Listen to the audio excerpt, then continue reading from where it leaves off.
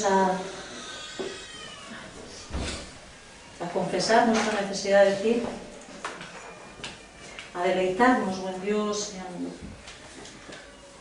en ese trono, Señor, de gracia que tú tienes preparado para todo aquel, Señor, que se acerca a ti buscándote. Y eso es lo que queremos, Señor, juntos en esta mañana, abrir las Escrituras, buscar tu voz, Señor, para nuestro corazón. Sé tú, por favor, confrontándonos con lo que haya, Señor, que confrontar, con nuestras actitudes, Señor. Háblanos, por favor. Queremos obedecerte. En el nombre de Jesús.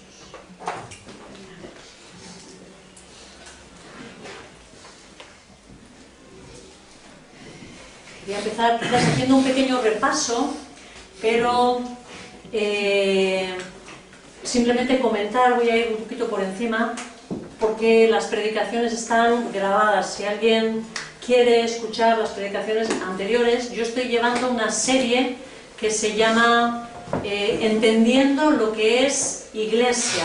El objetivo es saber qué significa la palabra Iglesia, quitar un poquito ya de lado ese pensamiento que muchas veces tenemos de que Iglesia es un edificio, ¿verdad?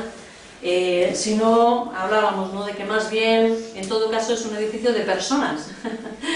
Y hicimos en la primera predicación una definición de esa iglesia basándome en el primer versículo de Filipenses. Entonces, allí vimos, ¿no?, cómo definíamos iglesia como una asamblea, un conjunto de hombres, de mujeres que habían sido apartados por Dios. ¿Os acordáis que veíamos la palabra santo? Apartados para un servicio a Dios, limpios, limpiados en nuestros corazones a través de una unión con Cristo, ¿no?, y que se reúnen en un lugar concreto. Veíamos que era la iglesia en Filipos, ¿vale? Y bajo el cuidado y supervisión de unos líderes, ¿no? Hablaba de diáconos y de obispos, ¿no? Y luego fuimos adelante viendo qué es eso de estar unidos a Cristo, nuestra unión en Cristo. Veíamos cómo a través de la unión en Cristo comenzamos a ser hijos de Dios, comenzamos a tener vida, y es una vida que es la vida de Cristo fluyendo a través de nosotros. Y tomamos el ejemplo de Jesús del pámpano, ¿verdad?, y de sus ramas, y veíamos cómo la vid, ¿sí?, de la raíz de la vid del pámpano llega la savia a sus ramas, es lo que da la vida, lo que les hace llegar la vida, y pueden dar fruto. Y exactamente es lo mismo que Jesús nos está diciendo a nosotros. La vida de Jesús fluye a través de sus hijos para que podamos dar fruto, ¿no? Ahondamos también en cómo esa salvación que había comenzado, esa buena obra que Dios había hecho en nosotros, se compromete a terminarla. ¿Y en qué consistía? Nueva vida, una vida de transformación, ¿sí? Pero recordábamos en otra de las predicaciones que era labor nuestra y además de Dios, ¿verdad? Es Dios el que nos da las fuerzas, es Dios el que nos da el querer, es Dios el que nos ayuda a hacer, pero nosotros disponemos nuestras vidas para hacerlo, ¿vale? Y hay un esfuerzo de nuestra parte. Eso es lo que también estuvimos trabajando, ¿no? La última predicación de lo que hablamos fue de que esa salvación terminará. ¿Cómo va a terminar ese final glorioso? Vimos que hay una esperanza para el pueblo de Dios, y esa esperanza es que Jesús nos entregará unos cuerpos glorificados, unos cuerpos especiales, ¿sí? Libres por fin de pecado, libres de mal, unos cuerpos preparados para poder entrar a los cielos nuevos, tierra nueva que Él tiene para su pueblo, para vivir con Él para siempre. Y hoy, quizás quedándome un poquito en este día final, que la palabra muchas veces le llama el día de Cristo, lo que quiero es que veamos que algo más va a suceder para nosotros. No solamente se nos va a entregar un cuerpo, sino que además el Señor juzgará nuestras obras. ¡Qué miedo! Esto es un tema de responsabilidad, ¿no? Pero Él nos dice que juzgará a su iglesia cuando Él vuelva, ¿no? Como amada esposa tomamos en la anterior predicación la imagen de la novia de Cristo que se desposará, se unirá para siempre, eternamente, y de alguna forma quiero volver a esta ilustración. Vamos a abrir nuestras Biblias en Apocalipsis, ese libro de revelación donde el Señor, a través del apóstol Juan, nos revela cosas que van a ocurrir. Apocalipsis 19, versículos del 6 al 8. Estamos en la misma imagen, ¿vale? La misma escena que habíamos hablado de la unión con Cristo, de lo que la Biblia llama las bodas del Cordero. Versículo 6 dice: después, esto es una imagen del cielo, después oí voces como el rumor de una inmensa multitud, como el estruendo de una catarata y como el retumbar de potentes truenos que exclamaban: ¡Aleluya! Ya ha comenzado a reinar el Señor, nuestro Dios Todopoderoso. Alegrémonos y regocijémonos y démosle gloria. Ya ha llegado el día de las bodas del Cordero. Su novia se ha preparado y se le ha concedido, atentos aquí, vestirse de lino fino, limpio y resplandeciente. ¿Y qué nos aclara el apóstol? El lino fino representa las acciones justas de los santos. ¿Sí? Entonces, si vemos aquí, nos está hablando de esa esperanza que tenemos, ese nuevo encuentro con Jesucristo, ¿verdad? Ese día glorioso en el que se prepara nuestra unión, la unión de su iglesia con su amado esposo. Pero ¿qué dice de qué iremos vestidos? De lino fino. Pero aquí hay un misterio detrás de ese lino fino, detrás de ese tejido, detrás de esas vestiduras. ¿Quién va a tejer ese vestido?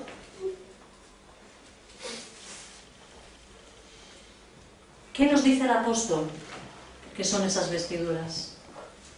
El lino fino son las acciones justas de los santos. Amada iglesia, casa de oración, somos llamados por Dios a tejer con nuestras acciones y nuestra vida las vestiduras que presentaremos en el momento en el que nos unamos a nuestro Señor Jesucristo. ¿Salvos por obras? No. ¿Pero juzgados en nuestras obras? Sí. Lo voy a ir explicando, ¿vale? Porque yo creo que me estáis mirando así concentrados. ¿Sí? Apocalipsis 22. Apocalipsis 22. Versículo 12. ¿Qué nos dice nuestro Señor Jesucristo? Aquí está llamándonos. Mirad que vengo pronto. Nos está avisando. Mirad que vengo pronto. Y traigo conmigo mi recompensa. Y le pagaré a cada uno según lo que haya hecho. El Señor nos avisa que viene pronto y que trae recompensa. Como dice la traducción de Reina Valera, y mi galardón conmigo, ¿verdad? Él va a venir, nos está avisando Jesús, y nos relaciona esa venida con galardones, con premios, con recompensas. He titulado a esta predicación un esfuerzo recompensado, ¿no? Este juicio, quiero aclarar que no es un juicio de condenación, ¿sí? La idea no es que ahora, cuando venga el Señor Jesús, va a coger a su pueblo y nos va a juzgar, y si nosotros somos malos, nos envía al infierno, porque si no, ¿quién iría al infierno? Todos. Todos.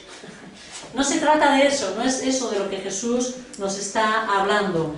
Eso es algo que ya está determinado cuando nos muramos. ¿Cuál es y qué es lo que Jesús mismo nos dice que determina el hecho de que nosotros podamos entrar al cielo o no podamos entrar al cielo? Vamos al Evangelio de Juan. Vámonos al Evangelio de Juan, capítulo 3, versículo 18. ¿Podrá saber una persona a dónde va antes de morir? Sí. Sí. Mirad lo que nos dice Jesús, Evangelio de Juan, capítulo 3, versículo 18. Y él dice así: el que cree en él, ¿de quién estamos hablando? De Jesús. El que cree en Jesús no es condenado, pero el que no cree ya está condenado por no haber creído en el nombre del Hijo unigénito de Dios. ¿Vale? Lo único que puede hacer una diferencia es esto: el que cree o el que no cree. El que cree en el Hijo de Dios, no solamente en su existencia, ¿vale?, sino es una fe que nos lleva a estar completamente seguros y convencidos de que la obra de Jesucristo fue suficiente para llevar mis pecados y me salva, ¿sí? Es una fe en la obra de Jesucristo, no en que yo soy suficientemente tal, tengo fe o lo que sea, ¿no? O sea, sino es una creencia en lo que Él hizo a favor mío, una seguridad de que mis pecados fueron clavados en esa cruz y eso fue suficiente para mí, ¿no? Entonces, no estamos hablando de un juicio para condenación, ¿se entiende esto? ¿Sí? ¿Vale? Más bien lo que Jesús nos está aquí hablando es de un juicio donde se valorará todas las cosas que hemos hecho como cristianos ya. ¿Vale? Como cristianos. Dices, no me digas que importan las obras. Te digo que importan las obras. ¿Para qué?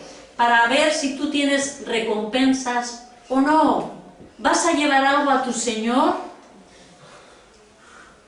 ¿Quieres preparar un regalo en tu vida para ese día del encuentro? ¿Quieres tejer ese vestido que tú vas a llevar junto con tus hermanos? Esfuérzate por servirle. Esfuérzate por hacer obras que le agraden.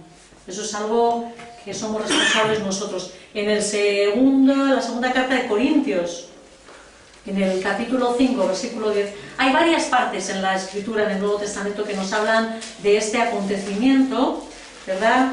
Y aquí nos lo dice así, está hablando de, precisamente todo este capítulo, el capítulo 5 de Segunda de Corintios, nos está hablando de esa venida del Señor, y llega ya al versículo 10, dice: porque es necesario que todos comparezcamos ante el tribunal de Cristo.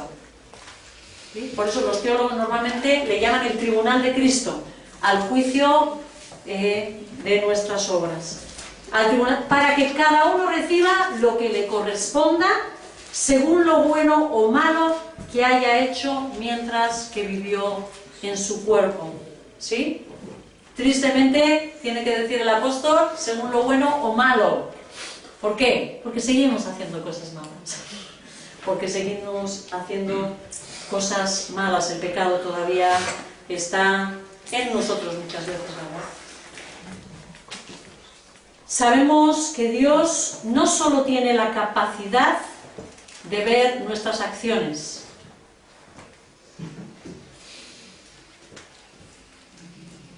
¿hasta qué punto llega la mirada de Dios? Dímelo tú. ¿Hasta qué punto llega la mirada de Dios? Hasta las intenciones. Dios tiene una mirada penetrante, ojos de fuego que llegan hasta las intenciones del corazón. Y esas van a ser juzgadas. No por apariencias, como dice Jesús mismo, ¿no? Sino con justo juicio, con todos los elementos ante sus ojos. Y esto es fuerte, ¿verdad? Porque a veces, como vamos a ver, podemos hacer cosas que aparentan piedad, pero a Dios no se le escapa absolutamente nada. Lo profundo de nuestro corazón es escudriñado por Él, ¿no? Y Pablo estaba preocupado. ¿Qué va a ocurrir con los filipenses? Y nos vamos a la carta de los Filipenses. Recordar que mi compromiso, o lo que yo entendí que Dios estaba pidiéndonos, era de hacer esta serie sobre la Iglesia basándome al final en la enseñanza a los Filipenses, con lo cual nos vamos al capítulo 1 y vamos a leer los versículos del 9 al 11. Yo ahí veo a Pablo consciente de este juicio, preocupado. ¿Qué va a ser de ellos el día de Cristo, ¿no? ¿Qué va a ocurrir con estos hermanos? Él quería que salgan airosos, que corrigiesen sus errores y sus malas actitudes precisamente para esto. Vámonos al versículo 9 del capítulo 1 y dice así: esto es lo que pido en oración, que vuestro amor abunde cada vez más en conocimiento y en buen juicio, para que discernáis lo que es mejor y seáis puros e irreprensibles o irreprochables para el día de Cristo, llenos de fruto de justicia que se produce por medio de Jesucristo para la gloria y alabanza de Dios. Y voy a basarme quizás, ¿no?, sobre todo en estos versículos que me parece que nos dan indicaciones de cómo deben de ser nuestras obras, nuestras buenas obras, para que sean valoradas por Dios. ¿Queremos estar preparados en ese día de Cristo, Iglesia? Sí, despertemos, ¿sí? Primera cosa que yo veo aquí: nuestras obras tienen que ser hechas con una actitud correcta, con una actitud correcta, motivados por el amor. Nuestras obras siempre tienen que ser motivadas por el amor. El amor debe de ser el estímulo que nos lleve a hacer las cosas a favor de otros. Vamos a primera de Juan. Quizás, bueno, no sé si leer todo el párrafo. Primera de Juan 4, de lo que nos está hablando es a partir del versículo 16. Cómo el amor es una expresión de la presencia de Dios en nosotros. Y este amor es el que tiene que llevarnos a obrar a favor de Dios. ¿Cómo obramos a favor de Dios? Que eso puede quedar como muy místico. Obrando a favor de nuestros hermanos. De nuestros hermanos. Y dice así Juan, versículo 16. Y nosotros hemos llegado a saber y creer que Dios nos ama. Qué bueno. Pero sigue: Dios es amor. El que permanece en amor, permanece en Dios, y Dios en él. Ese amor se manifiesta plenamente entre nosotros para que en el día del juicio, y estamos hablando de lo mismo, comparezcamos con toda confianza. ¿Sí? Si el amor se manifiesta en nosotros, ese día del juicio estaremos tranquilos, confiados, porque sabemos que lo poco o mucho que hayamos podido hacer se basa en el amor. Pero sigue así, porque en este mundo hemos vivido como vivió Jesús. En el amor no hay temor, sino que el amor perfecto echa fuera el temor. El que teme espera el castigo, así que no ha sido perfeccionado en el amor. Si tuviéramos que temer ese día del juicio, sería porque no hemos sido perfeccionados en amor. El amor no ha madurado en nosotros. Nosotros amamos a Dios porque Él nos amó primero. Es un reflejo. Nuestro amor, si nosotros hay algo, es porque Él nos ha amado. Si alguien afirma, yo amo a Dios, qué bonito, pero odia a su hermano, es un mentiroso. Pues el que no ama a su hermano, a quien ha visto, no puede amar a Dios, a quien no ha visto. Es fácil hablar de cosas etéreas, ¿verdad? Nos quedan súper bonitas, nada más. Pero se materializa, siempre se materializa. Dios es un Dios tan práctico, tan práctico. Dice, y Él nos ha mandado este mandamiento: el que ama a Dios, ame también a su hermano. ¿Sí? Entonces, vemos que amar a Dios es amar al hermano. Amar al hermano es amar a Dios. La palabra nos enseña que si nuestra motivación no es esta, el amor, no sirve para nada lo que hagamos. No sé si es buena o mala noticia lo que te estoy dando, pero no sirve para nada. Vámonos a la primera carta a los Corintios, en el capítulo 13, ese himno al amor, esa lectura preciosa que nos dice cómo es el amor, ese amor que proviene de Dios, pero también nos advierte.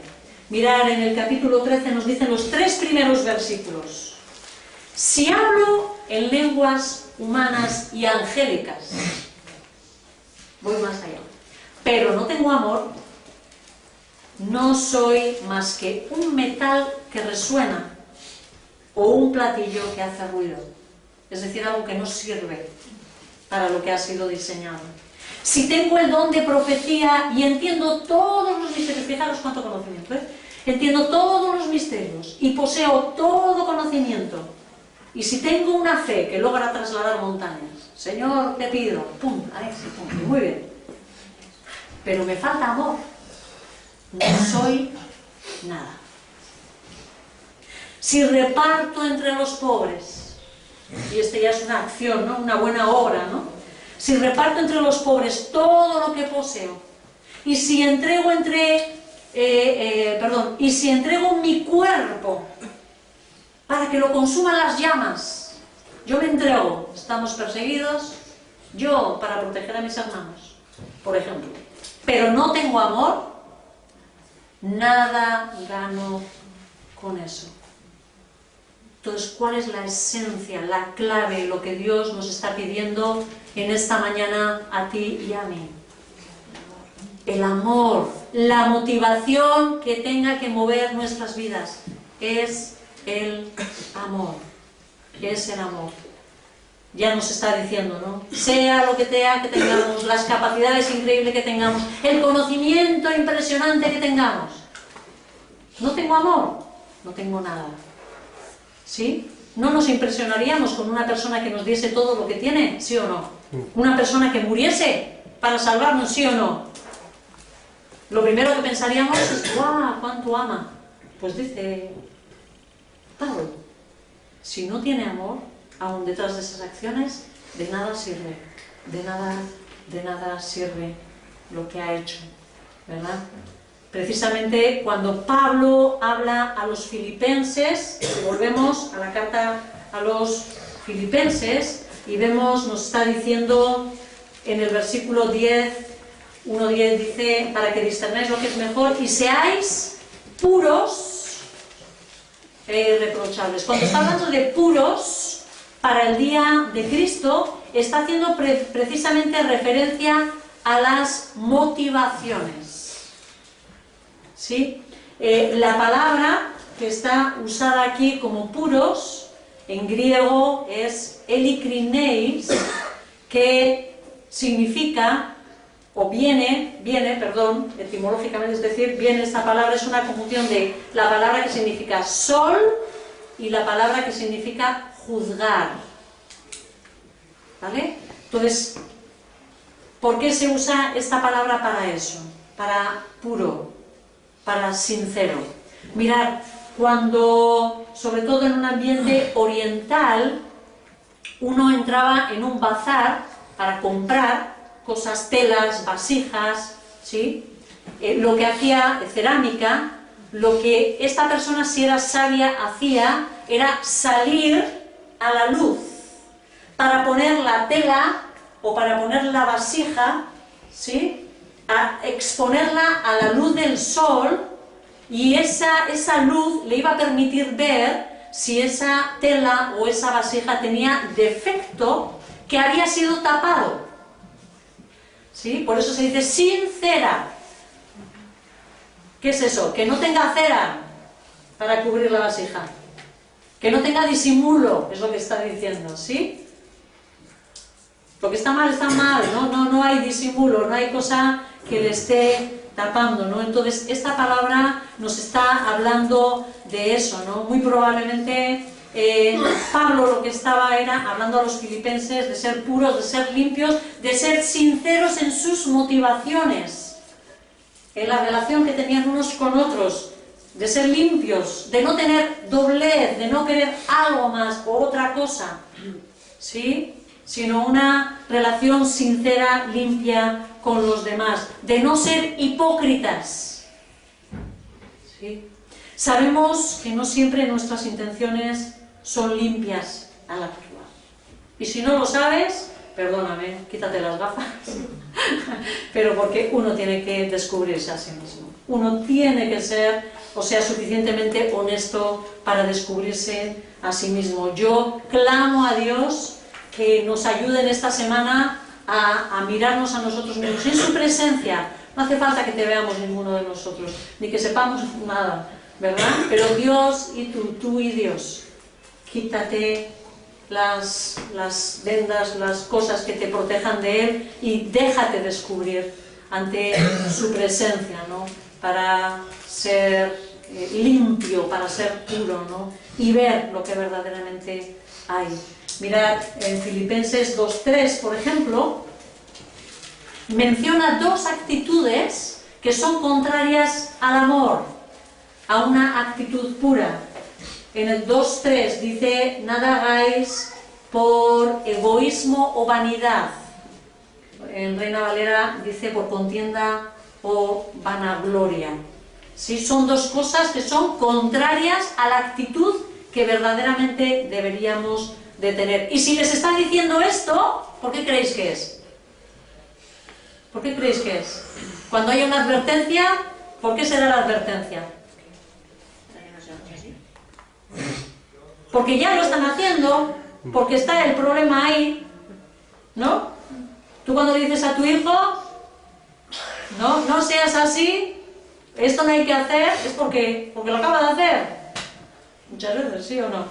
Entonces, lo que tenemos es este tipo de problemática dentro de los filipenses y seguro, ¿no? Entre nosotros, ¿verdad? Entonces, habla de egoísmo y de vanidad, de contienda o vanagloria, ¿no? Y ambas son tristemente pecados muy sutiles, pero frecuentes entre los cristianos. Exactamente, la palabra que aparece como contienda, como egoísmo, es la palabra erideia, que solía usarse con rivalidades entre personas.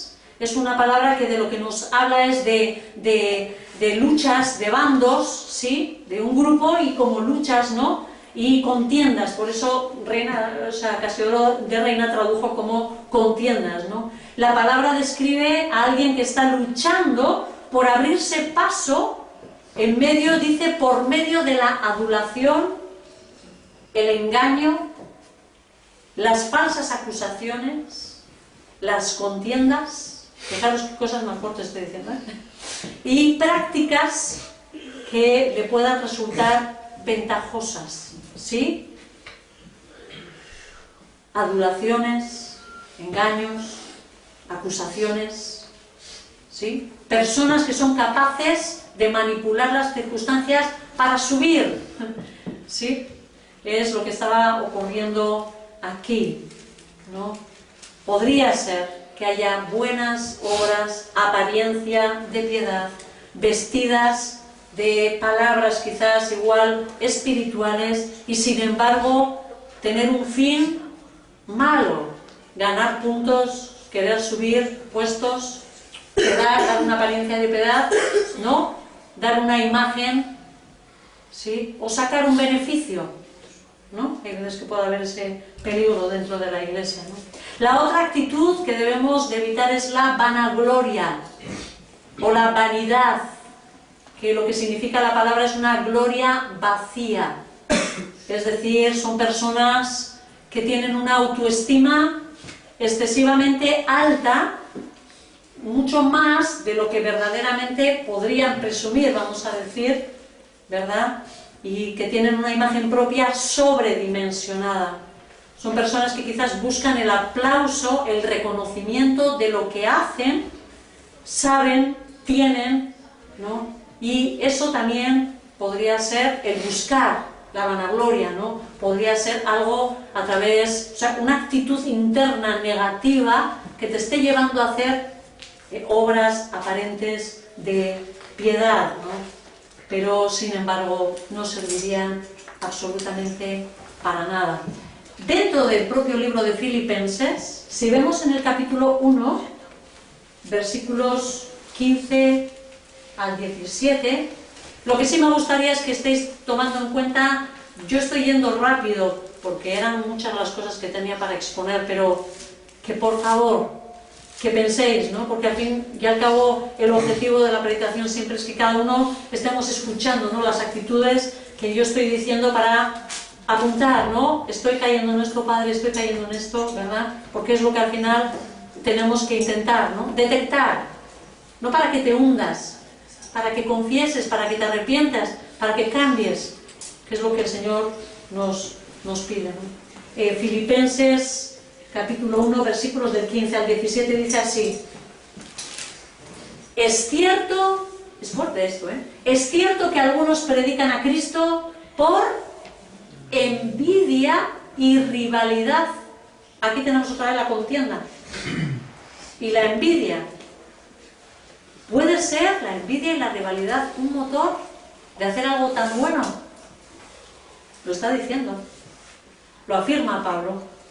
Es cierto que algunos predican a Cristo por envidia y rivalidad, pero otros lo hacen con buenas intenciones. Estos últimos lo hacen por amor. Vemos que es la actitud correcta, ¿sí? El amor. Pues saben que he sido puesto para la defensa del Evangelio. Aquellos, y ahora se está haciendo referencia a los que no tienen buena actitud, a los que tienen envidia y rivalidad, dice, aquellos predican a Cristo por ambición personal y no por motivos puros. Vuelve a aparecer la palabra. Y no por motivos puros, limpios, ¿verdad? Creyendo que así van a aumentar las angustias que sufro en mi prisión. ¿Sí? O sea, que había gente, dice, lo denuncia Pablo, que llega a predicar el Evangelio. Fijaros qué cosa tan, en principio, tan buena, ¿no? Que nos la pide Dios mismo, ¿no? Es una obediencia. Es una obediencia. ¿Pero de qué nos está hablando? La motivación. Nos habla de envidia, de rivalidad y de ambición personal. ¿Se puede hacer cosas buenas con motivos malos? ¿Sí o no? Se puede. Buenas, y estoy poniendo entre comillas. Por eso, ¿vale? Son cosas aparentemente piadosas que muestran el amor a Dios. pero no siempre tiene una motivación limpia. Lo que sabemos es que la motivación la ve el Señor, gracias Señor, ¿verdad? Nosotros nos quedamos seguramente con lo externo, ¿no? En Roma había gente que sentía envidia de Pablo. No sabemos seguro qué era, quizás envidia de la influencia que Pablo tenía a otros.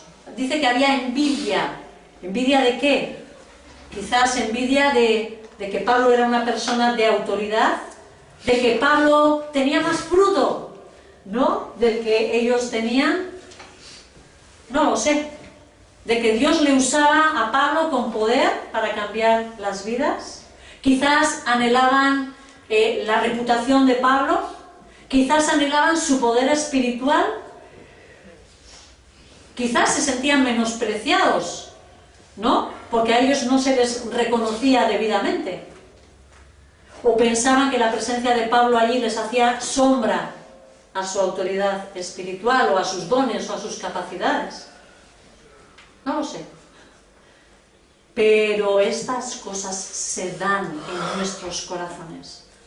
Pablo aquí está hablando de gente que predicaba un evangelio verdadero. Verdadero. Eran gente conocedora del evangelio. Pero sin embargo, con corazones que se habían desviado, quizás no se habían analizado y habían seguido en esa carrera, ¿no?, de envidiar los dones, la autoridad, quién sabe qué, de Pablo. Debemos de ser honestos con nosotros mismos. Porque es tan fácil decir, los de Roma, qué mal andaban. Los filipenses, qué broncas tenían. ¿Sí? Pero ¿y qué de ti y de mí? Si al final es el quid de la cuestión, ¿no? Si esto es así en nosotros, no seríamos puros para el día de Cristo, y es algo por lo que nos tenemos que esforzar. Otro de los detalles que creo que tenemos que tener en cuenta es la siguiente palabra que utiliza Pablo a los filipenses, y dice: para que seáis puros e irreprochables o irreprensibles. ¿Qué significa esta palabra? Apróskopos, que significa no ofender o no ser tropiezo para otros. Es muy probable que el comportamiento que estaba habiendo dentro de los hermanos en Filipos, y quizás, si estudiamos la carta, entre el liderazgo, que eso era más triste todavía, estaba conllevando, digamos, tropiezo, o sea, peligro de ofenderse unos a otros por los intereses o lo que estaban viviendo, ¿no? Y como veremos en algún día, que seguro que trataremos ese tema, eran dos mujeres. Ahí estamos nosotros, ¿no? Para estirarnos de los pelos, pues si eran dos mujeres, Evodia y Sintique, que parece ser que tenían este problema de rivalidad, ¿no? Debemos esforzarnos por no ser de tropiezo, de estorbo para la fe y el desarrollo espiritual de los que nos rodean. Esto es algo que el Señor nos pide. Y fijaros las palabras tan fuertes.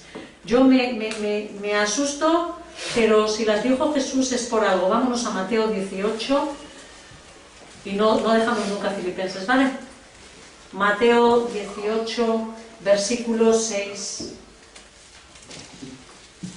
Dice Jesús, y aquí está hablando del hacer pecar.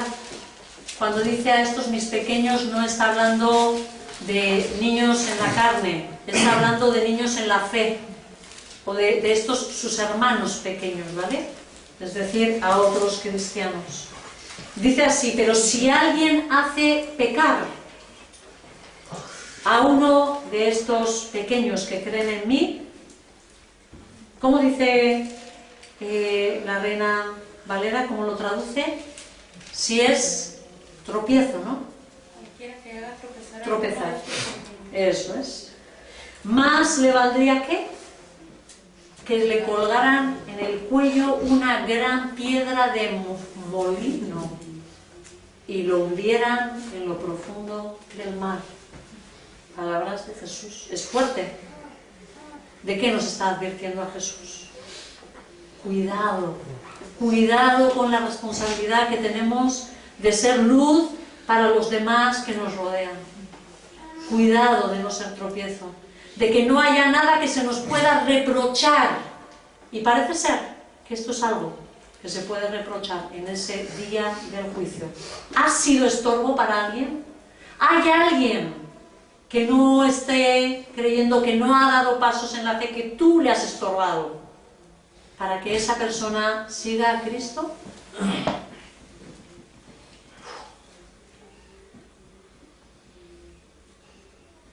Una piedra de molino, ¿no? Es fuerte, es muy fuerte lo que Jesús está diciendo. Que tengamos en cuenta la importancia que le da Él para que se la demos nosotros y aprendamos de que tenemos que ser limpios en nuestras intenciones, ¿verdad? Sin intentar ocultar nada. La hipocresía se nos da bien, ¿verdad? ¿Qué tal estás? Bien, hermano. No, o sea, que no seamos así y que no seamos de tropiezo, es lo que nos está diciendo Pablo, ¿verdad? A los filipenses y a nosotros estamos para escuchar lo mismo, ¿no? Otra de las cosas que tenemos que tener en cuenta en nuestras intenciones, en nuestras buenas obras, perdón. Una, ¿cuál es la motivación? Y la segunda, que esté basada en el conocimiento de Dios. Basada en el conocimiento de Dios. Observamos que Pablo ruega a Dios por el amor de los filipenses para que éste abunde, y dice el versículo 9, en conocimiento y en buen juicio. Y es que no debemos de amar de una forma ignorante. Y uno dice, a ver, ¿cómo es eso? Bueno, tenemos ventaja las personas que hemos trabajado en los estudios en la casa, ¿verdad? Pero existe la posibilidad de amar con un amor ignorante. Necesitamos conocer a Dios. ¿Cómo piensa Dios? Porque si no, meteremos la pata muchas veces. Queriendo hacer el bien, queriendo amar a otros, pero sin conocimiento.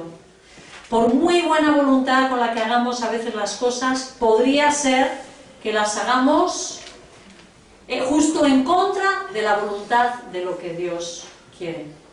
Es que yo le he hecho muy buena voluntad a mis acciones. Qué bueno, pero además de voluntad necesitas conocimiento. ¿Vale?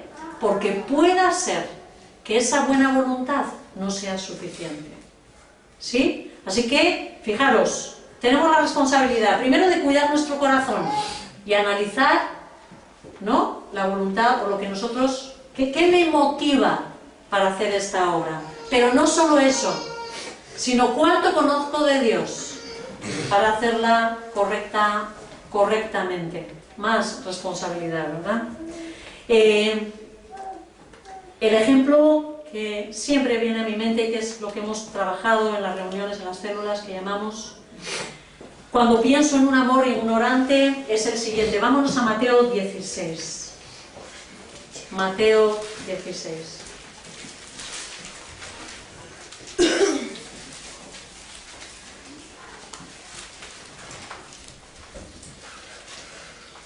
¿Podríamos decir que Pedro era un hombre que amaba a Jesús? ¿Qué creéis? Sí. ¿Qué dijo? Bueno, si me tienen que matar... Bueno, dijo, ¿no? Luego ocurre lo que ocurre, pero lo mismo que nos pasa a nosotros, ¿eh? Decimos, y luego igual delante de la situación, pues, bueno, solo Dios sabe, ¿verdad?, lo que vamos a hacer. Mateo 16, capítulo 16, versículo 21, dice así. Desde entonces comenzó Jesús a advertir a sus discípulos que tenía que ir a Jerusalén y sufrir muchas cosas a manos de los ancianos, de los jefes, de los sacerdotes y de los maestros de la ley, y que era necesario que le mataran y que al tercer día resucitara. Pedro lo llevó aparte y comenzó a reprenderlo. De ninguna manera, Señor, que esto no te suceda jamás.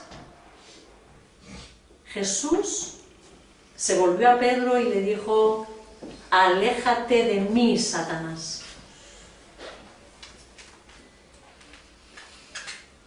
No le dijo: qué majo, qué bueno, Pedro, cuánto me amas, aprecio tu compañerismo y tu amor por mí. Le dijo: aléjate de mí, Satanás. Y dices: guau, ¿cómo se quedaría Pedro? Quieres hacerme tropezar. No piensas en las cosas de Dios, sino en las de los hombres. ¿Sí? Me estás dando tu consejo, me estás queriendo actuar en base a tu conocimiento y no a la voluntad de Dios. Es lo que le está diciendo Jesús. ¿Una acción buena? ¡Claro! Yo te quiero proteger. ¿Cómo te va a ocurrir eso, Señor? ¿Cómo? No puedo dejarte que te maten. Pero era esa la voluntad de Dios. Lo vemos clarísimo en Pedro. Pero nos cuesta mucho verlo entre nosotros, ¿no? En nuestro día a día. Necesito un conocimiento de Dios para poder juzgar correctamente las cosas y las situaciones. Llamamos amor a dejar que la otra persona haga lo que quiera. Te amo tanto que no, ¿cómo le voy a reñir? ¿Cómo le voy a avisar de su pecado? ¿Cómo le voy a confrontar con su pecado? Que piense lo que quiera. No importa. ¿No? Yo se lo tolero, le tolero el pecado, no le digo nada, para que no se enfade, porque es que le amo. ¿Será correcto esto? Eso es un grave error. Un grave error. Un grave error. La palabra nos dice, ¿no?, en Proverbios, que el amigo que ama se confronta, ¿verdad? Y te hará llorar, ¿no? Llamamos amor a cosas que no son. Y solo cuando conocemos a Dios y a su palabra, su forma de obrar, su forma de pensar, podremos discernir lo que es mejor para cada situación. Distinguir entre lo que es bueno y lo que es malo normalmente es fácil. Bueno, si no conoces las Escrituras, también te va a costar, porque el mundo está, influyéndonos continuamente, ¿verdad? Pero para alguien que lee las Escrituras, distinguir entre lo bueno y lo malo, más o menos, es más fácil. Pero entre lo bueno y lo mejor, uy, qué sutil. Y la historia está en que Dios no está esperando a que solamente hagamos lo bueno, sino quiere lo mejor de ti. Es decir, estar en el centro de su voluntad. Lo que yo quiero para ti, ¿verdad? A cada uno nos dice esto. Hay una voluntad perfecta para cada uno de nosotros. ¿Me apetece, no me apetece? No importa. Yo tengo que saber dónde es el centro de la voluntad de Dios, ¿no? Y intentar someterme y deleitarme en ello, ¿no? Podría ser que servir en una iglesia sea bueno, ¿no? Digo yo. Pero si lo que Dios quiere de ti es que estés en la China y te vayas de misionero, vete, porque no estarás haciendo bien estando sirviendo en la iglesia, porque te tienes que ir. Yo puedo pensar que es bueno, por ejemplo, dar dinero a alguien que lo necesita. ¿Sí? Veo a alguien que está necesitando. Le veo con necesidad. Y sé de esa necesidad. Y lógicamente uno, ¿no?, en lo que conocemos de la Biblia decimos, no es bueno darle dinero, ¿sí o no? Eso es lo que pensamos, ¿no? Lo primero que pensamos. Muy bien.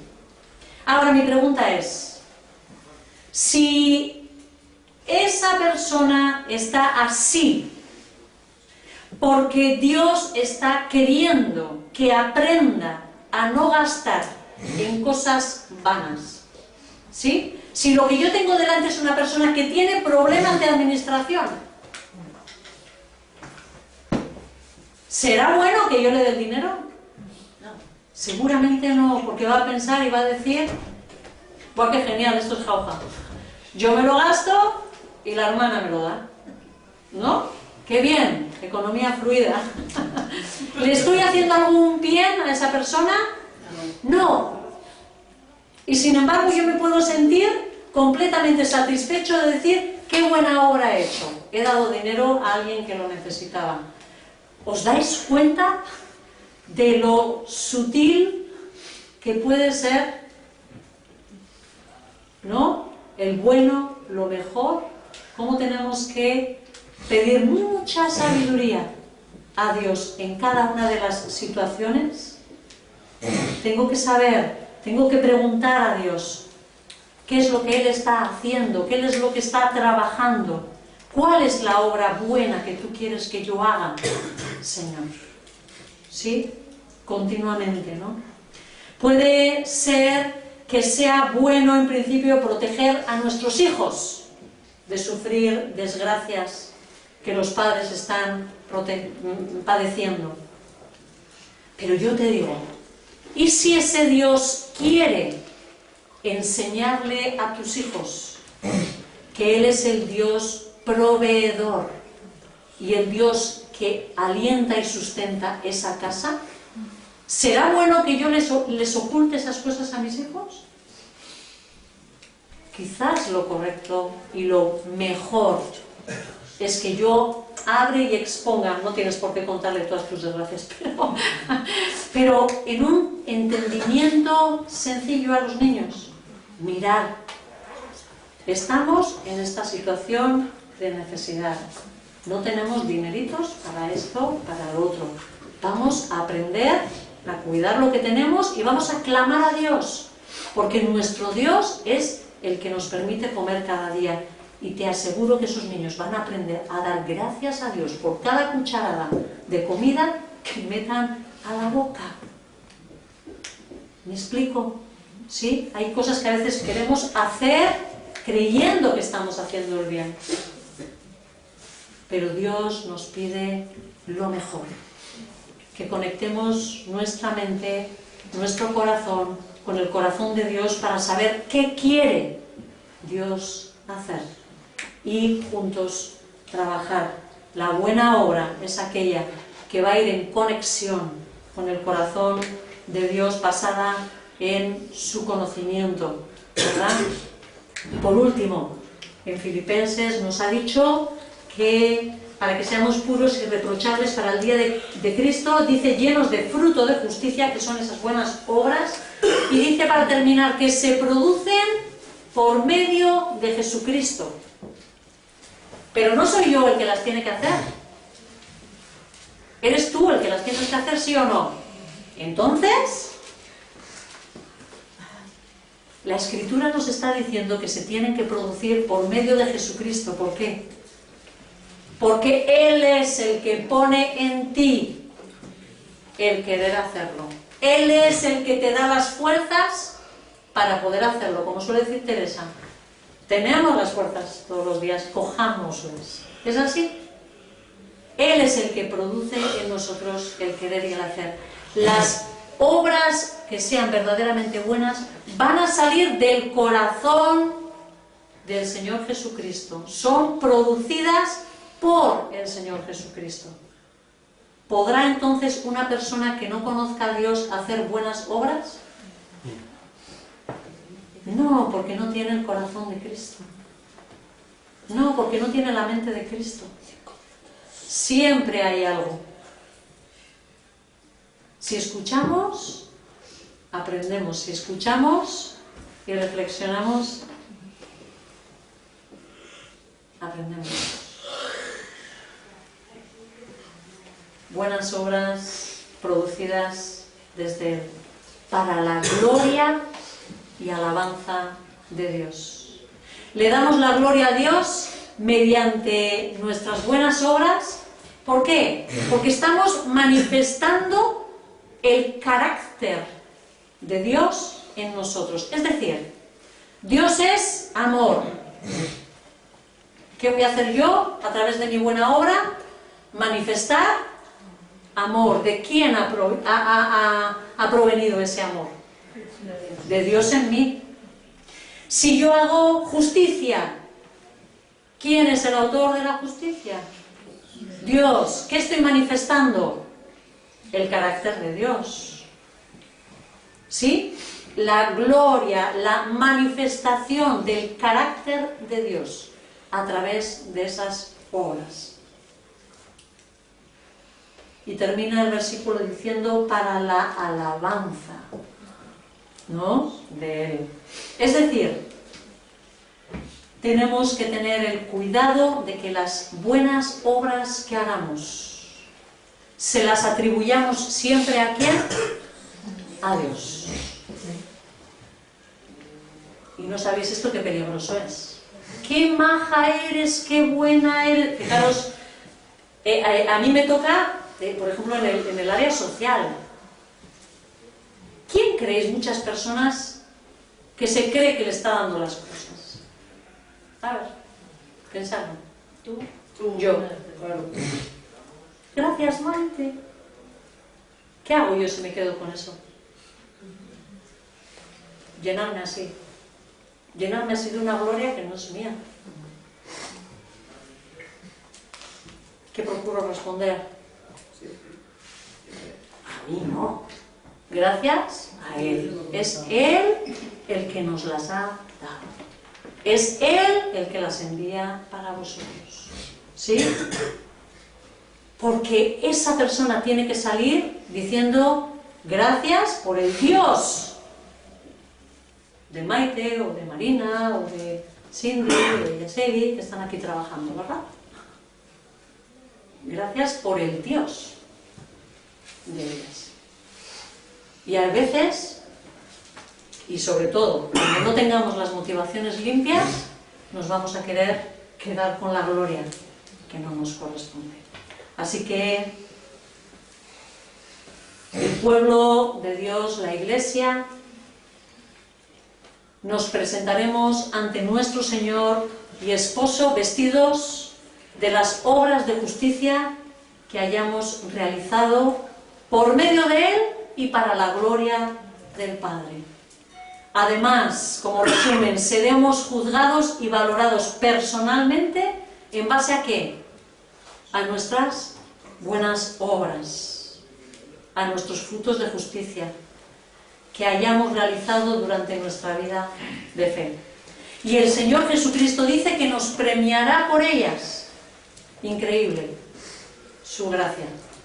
Nos cambia el corazón, nos pone el entusiasmo, nos da las fuerzas de hacerlo y encima nos recompensa por ello.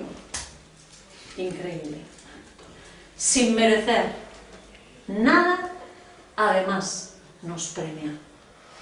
Gracias, Señor, por su generosidad, ¿no? Iglesia, casa de oración, esforcémonos por revisar, por corregir nuestras motivaciones, por ser limpios y puros en nuestro obrar.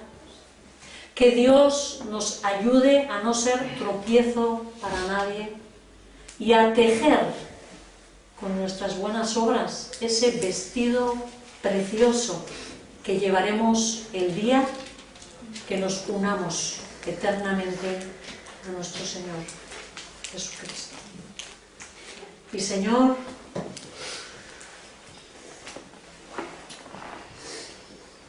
que tu reto quede grabado en nuestras mentes y en nuestros corazones.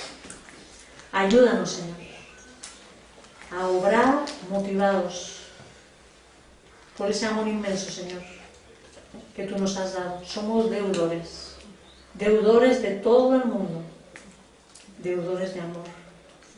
Y, Señor, clamarte, ¿no?, que tú nos ayudes a no ser tropiezo, a no estorbar, Señor, el crecimiento.